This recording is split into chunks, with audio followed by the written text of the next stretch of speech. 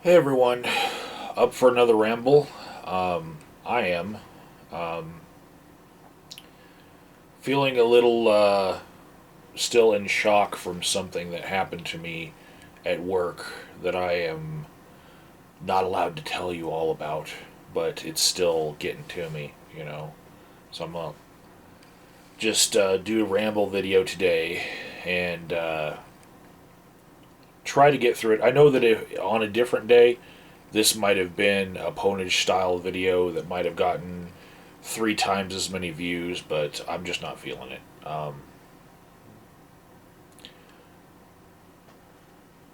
So I tried to distract myself this morning with some YouTube videos to get out of how I'm feeling, and it they touched on another subject that I'm really passionate about, and I think longtime subscribers of my channel will know that I am passionate about free speech issues. I hate internet censorship, and you'll know that I especially despise the psychological tactics that are used to make people think that a person or product is bigger or more important than it is. And I've called that out many times. I've shown how people have paid for views or paid for subscribers before. And today I want to talk about real talk about foot traffic at atheist events and conventions. And what I'm going to say here, I feel like it's going to ring truer than most anything that you're going to hear on YouTube about the clique that is the atheist talk circuit that shows up at each one of the conventions that have happened in the past couple of years. But go ahead and do your own research on this. Don't take my word for it because I'm not putting forth a lot of links today. Go ahead and look at all of the conferences that you can find that have been publicized to you and look at everyone who's speaking at those conferences.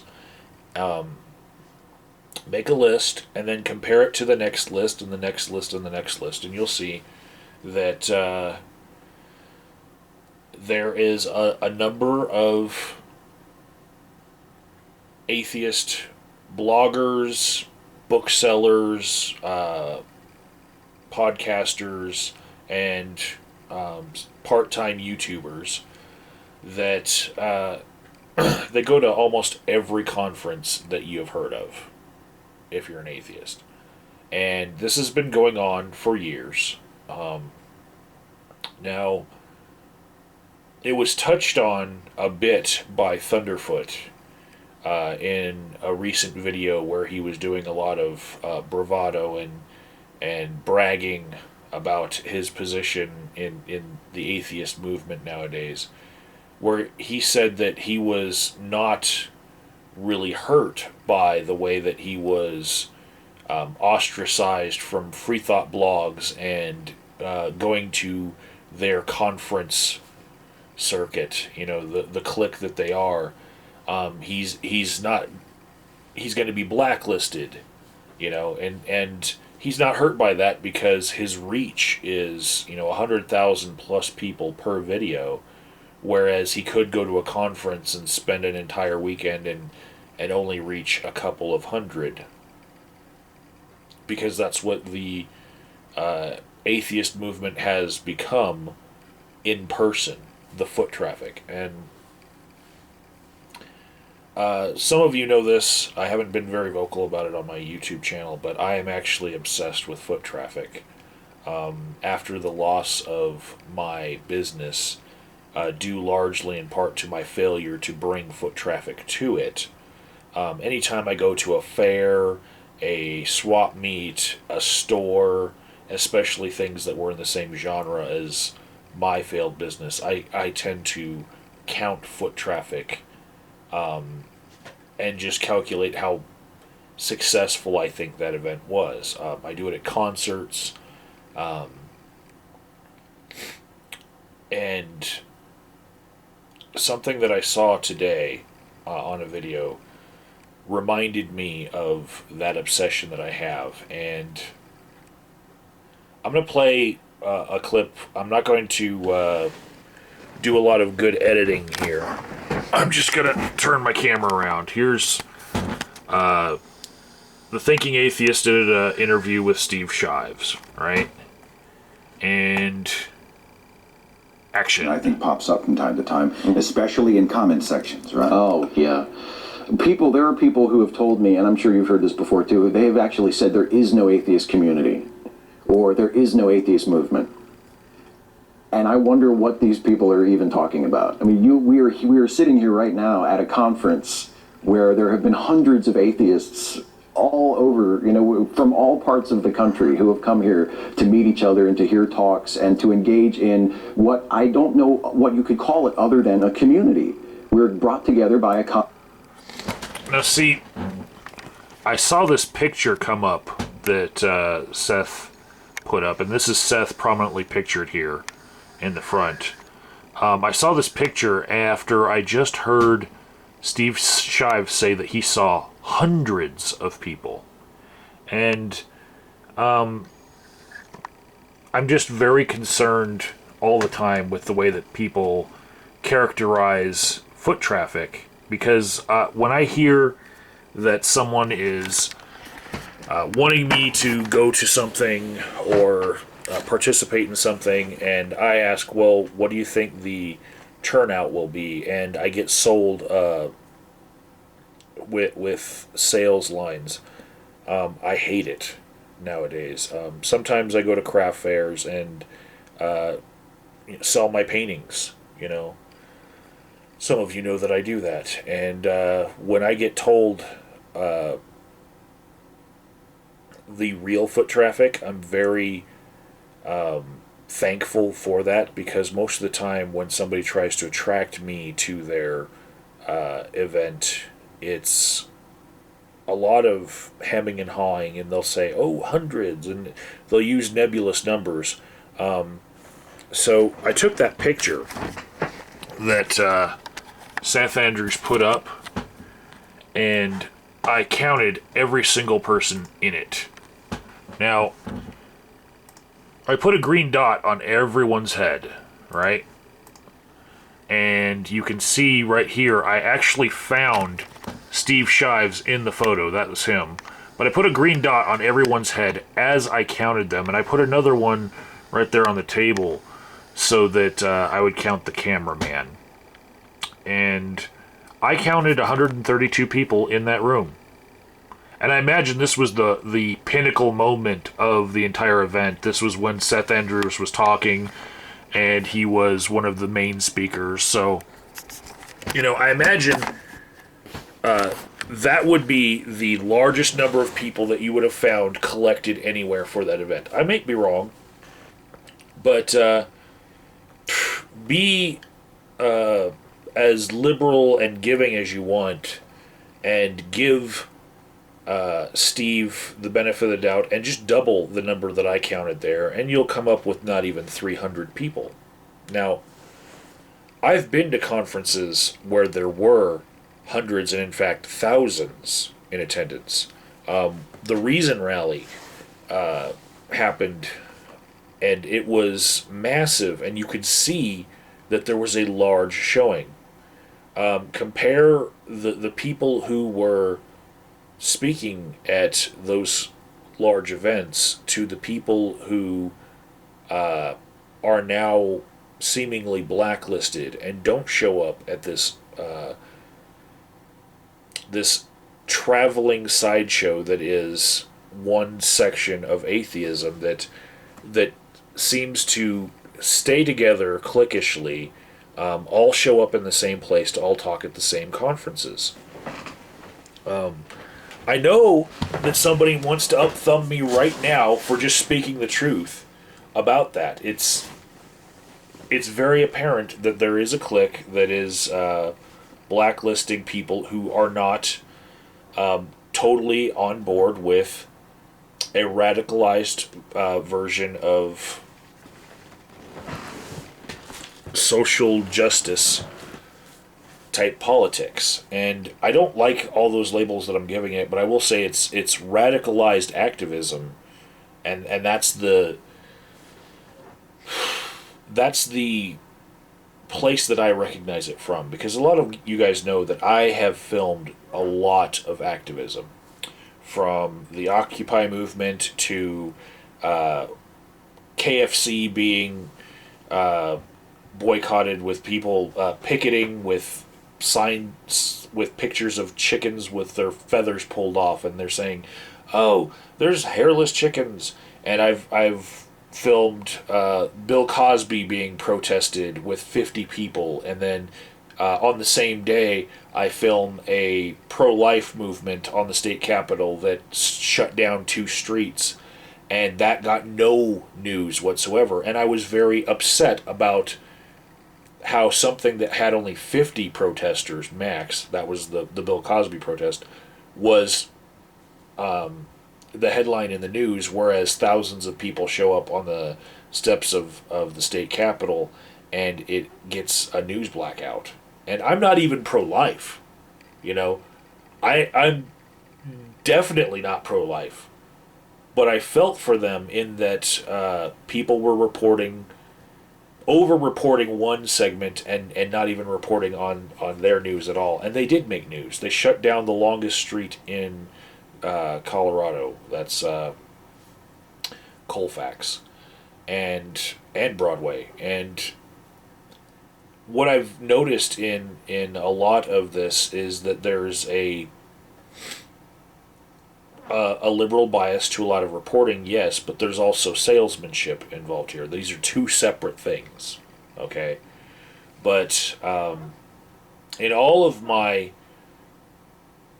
filming of activism and being a part of activism, I draw a parallel to what is happening in atheism right now to the Occupy movement, okay? There are people who still fly the banner of Occupy in their individual cities and don't seem to realize that no one is in Zuccotti Park in New York anymore. And that it reminds me of islands in the South Pacific that kept on fighting World War II, not realizing, because they didn't get the news yet, that the war was over. You know, and that's sad, you know, that they didn't realize that their particular faction had some other things happen to it that, you know, they had largely petered out, and they could just probably reassess what they need to do to progress in life. And the same thing has happened to atheism in person, in foot traffic, in conferences, at events, as has happened to the Occupy movement. A radicalized group of people have marginalized the membership by basically taking over the microphone, being cliquish about it, and in this Steve Shives interview with the Thinking Atheist, doing the interviewing, I was just I was thinking that this is bizarro land, and everything is spoken about in opposites, you know, because he's saying that it's the other people that are marginalizing, and I'm just gonna say I do find that there's places where Steve Shives and I agree, but this is very telling. What other Thinking Atheist video would get that kind of a reaction from a person, you know? And why would it? You know? And I feel like not talking about these issues are just like leaving the pink elephant in the room and not bringing all the issues into the room. And I feel like we've seen this before. A movement that had steam, that could draw thousands to events, turning into small little movements all over the place, and then petering out into nothing. And what was it that did it to the Occupy movement? What was it? It was, they had a message to begin with, which was banks selling derivatives and it ruining our economy, and so let's go occupy Wall Street, you know? And then it turned into every progressive social cause that you can possibly imagine. Occupy this, occupy that, you know? And it turned into a movement that a lot of people showed up one day and then they realized, oh, there's radical people here. I don't exactly want to be a part of this. So they went back home and they sat in their internet chairs, you know, for their computers, and they sat on the couches and they did nothing. They didn't show up to any other events. You know, I can tell you from filming over 100 general assemblies for the Occupy movement how many people I saw just once. They heard that it was this movement about this thing that they cared about, but when they showed up, it was about everything else. So when you see this cliquish group of people who, if you in the past looked at how they were to have characterized, say, atheism plus, or in the present how they talk about cyberbullying, or they talk about feminism versus the men's rights movement, you can see the common thread between them all, this cliquish group that all show up at conference and to conference to conference. When you think about that group, just realize that's what's getting people to not show up. Okay?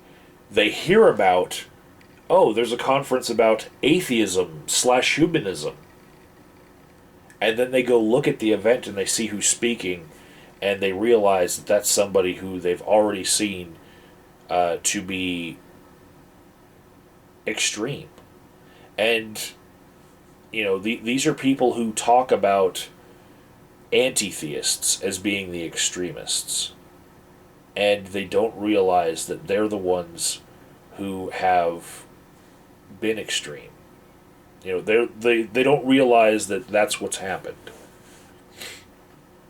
Just like those that continue to operate Occupy websites and Facebook pages for their particular cities don't really understand that they were the ones that got left behind by the majority of people who believed in that original movement, because they were the extremists.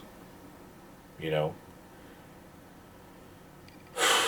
So, yeah, when we talk about the atheist community, yeah, I believe that there is an atheist community. There's one that watches YouTube videos and maybe will turn on the TV for Richard Dawkins on The Daily Show, and will maybe watch Neil deGrasse Tyson on any show he goes on. And then there's the smaller segment that shows up to see that cliquish group of atheist talk circuit people. And they're going to misrepresent their numbers and say that they are the larger group in order to try to get more traction. And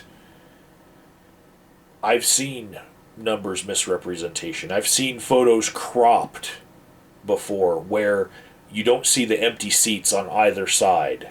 You know, I've seen where you have to have a protester on this edge of the photo and this edge of the photo so that people wonder how many more were there. You know, that's exactly what I see in this photo. You know, don't show the empty seats. Get everyone bunched into the center. You know, of course they probably called out, "Hey, everyone, bunch together so I can fit you all on my camera and get you all in there." But no, it was probably, let's make it look like there's more people than there actually is. And that's sad. You shouldn't have to do that. You know, and maybe instead of doing tactics like that, we need to think about why more people didn't show up and address it. Okay? I'd say that any of those cliquish people, I probably agree with 90% of what they're saying. But that thread of radicalism is what keeps me from wanting to endorse them. It's what keeps them getting down thumbed, you know. And what are those issues that they stray from the rest of us on? Most of it is freedom of speech issues, people not liking censorship, people seeing totalitarian style rhetoric showing up, authoritarian style rhetoric showing up, and they don't like it, you know. And I know somebody could probably run with what I've said here and make a far more popular ponage video, and I invite you to, if that's your shtick. But that's what I had for you guys today. Until the next ramble, think about why you don't show up to things, and try making something where you will show up to, because we can't be letting the minority in the group relegate us all to the couches.